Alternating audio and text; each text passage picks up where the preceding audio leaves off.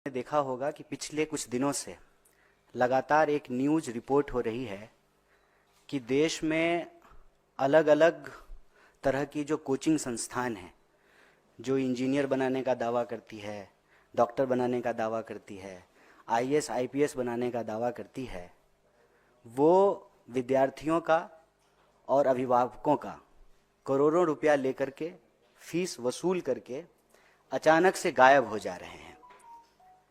मैं आपको एक बात याद दिलाना चाहता हूं कि एक समय इस देश में ऐसा ही काम कुछ प्राइवेट बैंक किया करते थे। रोज शाम को उनके एजेंट जो है सब्जी बेचने वाले, दुकानदार से, ठेला वाले, रिक्शा वाले, मिडिल क्लास नौकरी करने वाले लोगों के पैसे वसूलते थे और करोड़ों रुपया लेकर के अचानक से गायब हो जाते थे। जब भी इस तरह का कोई सिस्टमेटिक फेलियर होता है तो स्वाभाविक रूप से सरकार को उसकी जिम्मेवारी लेनी चाहिए। देश में जो आज शिक्षा व्यवस्था की हालत है वो बिल्कुल ठीक उसी तरह से है कि कबीर कहते हैं कि चलती चक्की देखकर दिया कबीरा रोए, दो पाटन के बीच में साबुत बचा ना कोई। सरकार और बाजार, इस दोनों के बीच में इस देश के विद्यार्थी और इस देश का भविष्य, इस देश का नागरिक पिसता जा रहा है।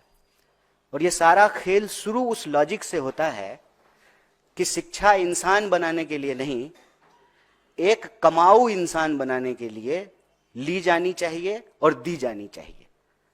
बाजार का जो तर्क है कि जिसमें मुनाफा नहीं है उसका अस्तित्व नहीं होना चाहिए। शिक्षा को जब मुनाफे के नजरिए से देखने लगे, उसका नतीजा यह हुआ कि सपना बेचा जाने लगा। अंधों के शहर में आईना बेचने का जो कारोबार है, सीट पता है कि 100 है, एग्जाम देने वाले 1 करोड़ हैं, तो हम उस 100 में पहुंच जाएं, उसकी होड़ और फिर उसका कारोबार। और ये 100 सीट क्यों है? क्योंकि सरकारी व्यवस्था जो है उसमें लगातार रोज बरोज गिरावट आई। सरकारी स्कूल में पढ़ाई नहीं होगा, सरकारी अस्पताल में इलाज नहीं होगा, तो स्वाभाविक रूप से सरकारी संस्थान जो हैं वो कमजोर होंगे और उसकी जगह पे जो है निजी संस्थानों की उत्पत्ति होगी।